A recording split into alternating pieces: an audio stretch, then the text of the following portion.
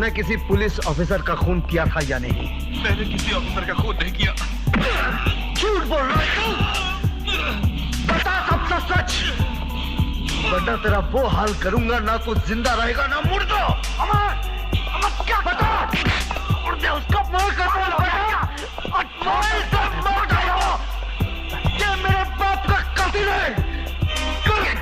कि हर मुजरिम तेरे बाप का कातिल हो। ओ बल्ले, एक दिन तेरी वजह से उतर जाएंगे हम दोनों के बिल्ले। ये क्या हो जाता है तुझे?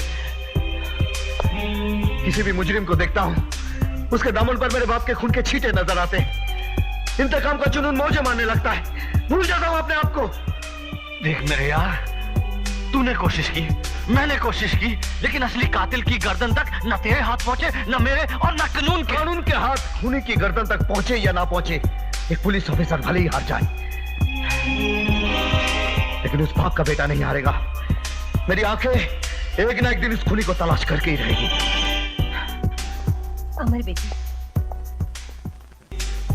बेटी, मैं जानती हूँ जब कोई अपना बिछड़ जाता है तो इंसान इसी तरह बदहवास हो जाता है, मगर तू तो सारी दुनिया को भूल गया, अपने आप को भूल गया।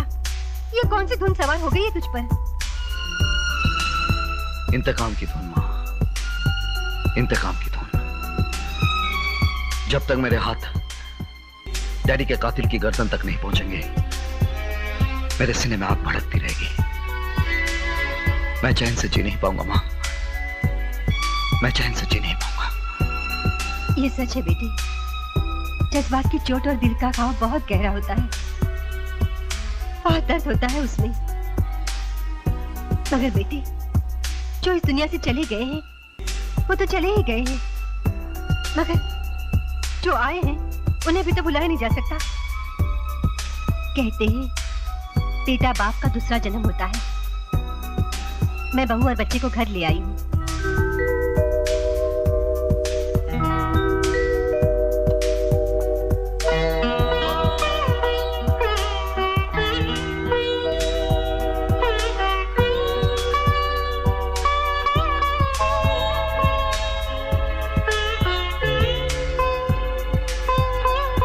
मुझे माफ कर देना रजनी, मैं तुम्हें देखने अस्पताल में नहीं आ सका। मैं आपकी परेशानी समझती हूँ।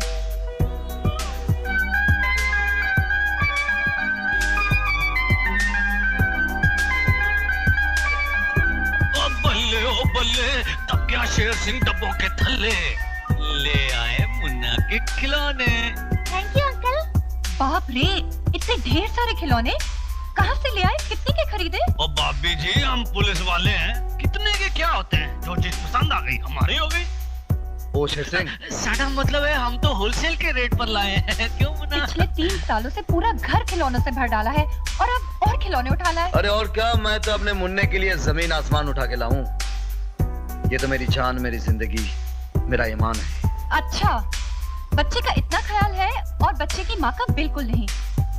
अरे तुम कहो तो खड़े खड़े तुम्हारे लिए अपनी जान दे दूं। मुझे तुम्हारी जान नहीं, जो लिस्ट दी थी वो सामान चाहिए। लिस्ट? कौन सी लिस्ट? कौन सा सामान? ये जान देंगे। ये रही लिस्ट। ये, अरे शेर सिंह, ये कैसे भूल गया है यार? बल्ले ओ बल्ले, मेरे मिश्री के डल्ले। होता है भाभी जी, वो क्या है, जो शादी पुरानी हो जाती है, सिंसियरिटी की गारंटी भी कम हो जाती है। अबे ओ बल्ले, मेरा मुन्ना खेल रहा है कल्ले कल्ले। भाभी जी आज मारो साले को। डार्लिंग, जल्दी से 2 कप चाय बना के लाओ ना।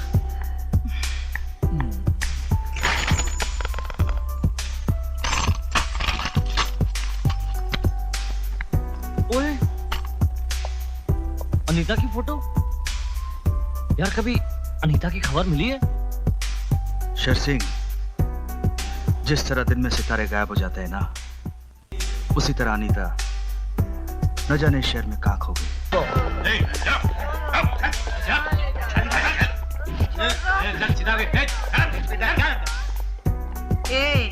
छोड़ दो मुझे। मैंने कैश लगा लिया। अनीता, तुम अपने होशाबाज में नहीं हो। इसके जिम्मेदार भी तुम हो। तुम्हारी बेवफाई, तुम्हारा फरेब, तुम्हारी मंजिल अलग, मेरा रास्ता अलग। हटो। मेरी बात तो सुनो। अब कहने सुनने के दिन गुजर गए।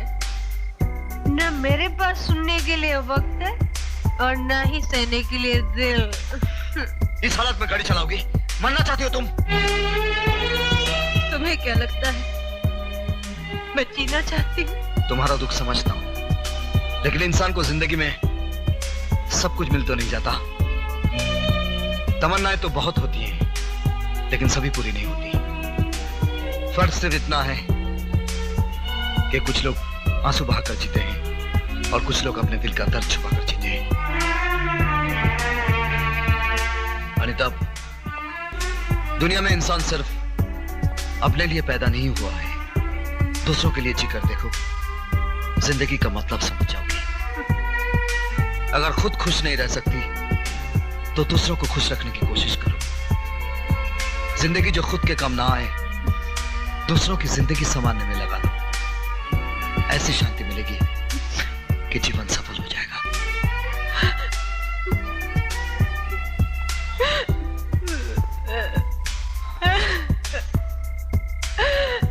आओ, तुम्हें घर छोड़ देता हूं।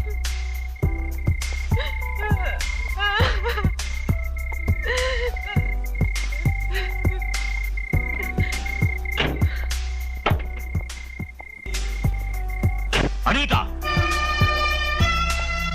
आज तूने फिर शराब पी है? जब तक दर्द मिटता नहीं लोग दवा पीते रहते हैं, मगर आज के बाद मैं कभी किसी नशीली चीज को नहीं छूऊंगी। देख बेटी, मैंने तेरे लिए एक बहुत ही अच्छा लड़का देखा है। वो कल तुझे देखने आ रहा है। मैं 3 दिन के अंदर अंदर उसके साथ तेरी शादी कर दूंगा। अब मैं शादी नहीं करूंगी, कभी नहीं। क्यों नहीं करोगी? मैं तुझे हर रोज इस तरह मरते हुए नहीं देख सकता। आज के बाद आपको कभी मुझसे कोई शिकायत नहीं होगी। I promise you.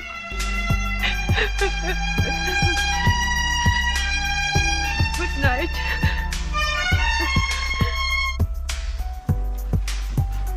साहब, लगता है बेबी घर छोड़कर चली गई। क्या कर रही हो? ये चिट्ठी उसके कमरे से मिली है। डैडी, मैंने आपको बहुत दुख दिए हैं, बहुत सताया। मेरी गलतियों को माफ कर देना। क्या करूं, मेरी बदनसीबी ने मुझे बुरी तरह से तोड़ दिया है। मैं बिखर कर रह गई हूं, लेकिन अब खुद को समेटने, अपने आप को तलाश करने जा रही हूं। मेरा सफर बहुत लंबा है, मुझे ढूंढने की कोशिश मत करना। आपकी बेटी अनीता। साहब, जब से उससे होश आया है, उसकी जुबान पर आप ही का नाम है। अब उसकी हालत कैसी है? बचने की कोई उम्मीद नहीं। 3री मंजिल से गिरा है, पसलियां पूरी टूट चुकी हैं। आइए। पेड्रो, इंस्पेक्टर अमर आए हैं।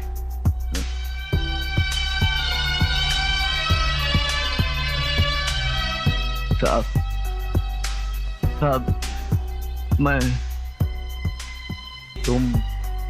मैं पेड्रो हूँ। आपने मेरी बच्ची का जिंदगी बचाया था। बहुत एहसान किया पेड्रो पे। मरने से पहले हम एहसान का बदला चुकाएगा, ताकि दिल का बोझ हल्का हो जाए। कुछ साल पहले मैं गैरेज में चोरी करने गया था। कार डेक खोलने का कोशिश करता था, तभी एक पुलिस जीप आके वहां पे रुका। मैंने देखा उस जीप से आपका डैडी राजेश्वर उतरा और वो अंदर चला आया। पेड्रो, तुम्हें याद है वो तारीख कौन सी थी? साहब, वो 9 जून का तारीख था। 9 जून। उसके बाद क्या हुआ? उसके बाद वहां कौन आया? उसके बाद नहीं साहब, उसके पहले वहां केदारनाथ आया था।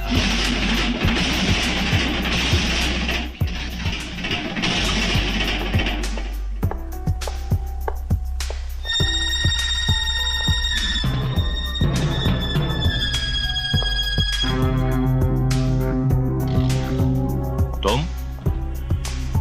इस वक्त यहाँ? नींद नहीं आ रही थी, इसलिए यहां चला है। दूसरों की नींद हराम करके तुम्हें नींद कैसे आ सकती है? तुम्हारी वजह से मेरी बेटी घर छोड़कर चली गई। खैर, मतलब की बात करो। नींद ना आने की दो ही वजह हो सकती है अंकल, एक परेशानी और दूसरा जब कोई मसला सुलझ ना रहा हो। घुमा फिरा कर बातें करके मेरा वक्त बर्बाद मत करो। साफ साफ कहो और चले जाओ यहां से। किसी ने मुझे बड़े यकीन के साथ कहा है कि मेरे डैडी के कत्ल के पीछे आपका हाथ है। पागल हो गए हो तुम? मैं अपने सबसे प्यारे दोस्त का कत्ल करूंगा? अभी जो मेरी देवी समान है उसकी मांग का सिंदूर उजाड़ूंगा मैं? तुमने मेरे... बस अंकल बस, यकीन तो मुझे भी नहीं आता था, अब बिल्कुल तसल्ली हो गई, उलझन सुलझ गई। तुम अपने दिमाग पर इस तरह जोर मत डालो। घर जाओ और आराम करो, जाओ। आराम तो सिर्फ उस दिन करूंगा अंकल जिस दिन डैडी के कातिल को फांसी के तख्ते पे चढ़ाऊंगा। चलो।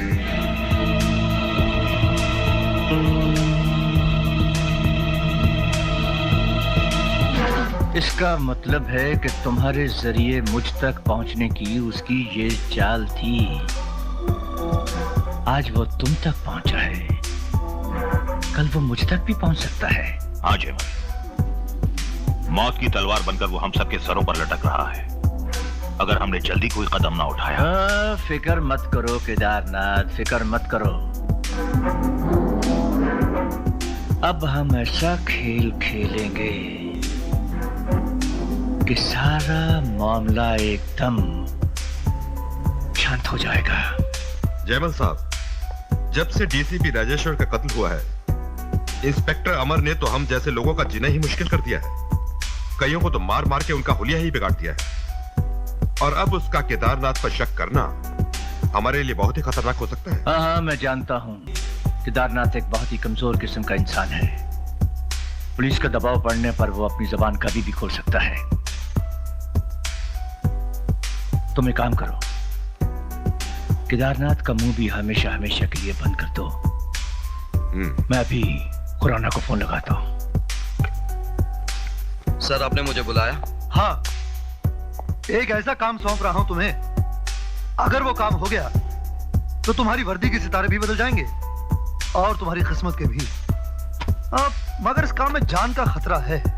सर, वर्दी में जीना, वर्दी में मरना हमारे खानदान की परंपरा है। इसीलिए तो मैंने तुम्हें चुना है। समंदरी रास्ते से कुछ गैर कानूनी माल आ रहा है और जिस गोडाउन में वो माल उतरने वाला है उस जगह को इंस्पेक्टर गुप्ता अच्छी तरह जानते हैं। सर, गैर कानूनी माल सरकारी गोदाम में होगा और मुजरिम हवालात में।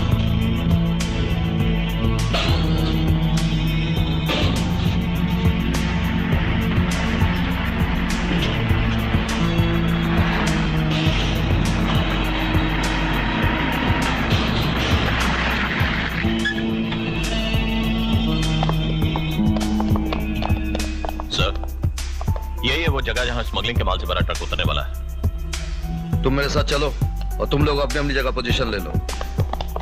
सर, बेहतर होगा कि मैं बाहर रहकर इंतजार करूं और इन लोगों पर कंट्रोल रखूं। कहीं ऐसा ना हो कि ट्रक वालों को इन लोगों के होने का एहसास हो जाए।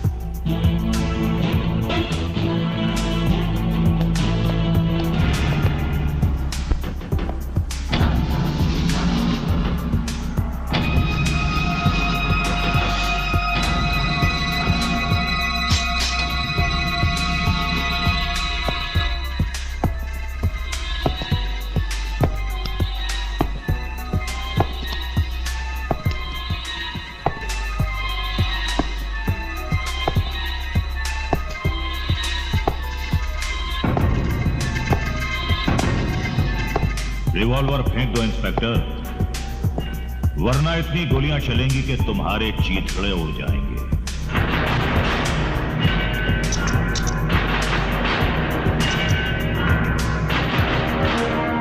अगर दो चार पल और जिंदा रहना चाहते हो तो रिवॉल्वर फेंक दो।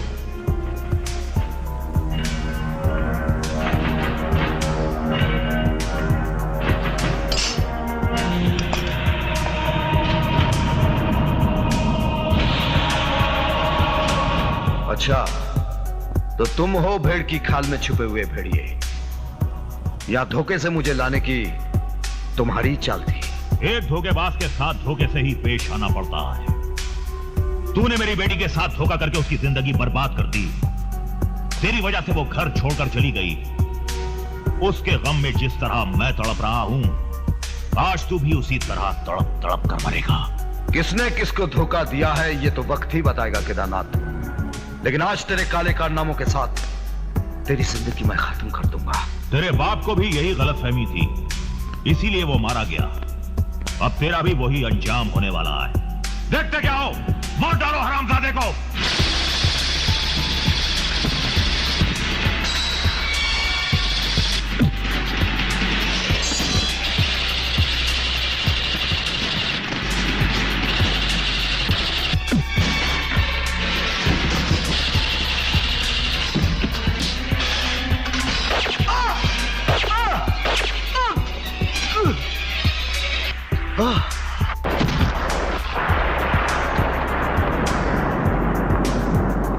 रुक जाओ केदारनाथ, ये क्या बदतमीजी है?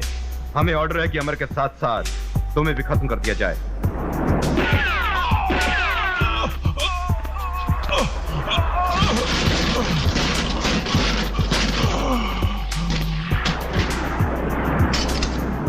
चलो।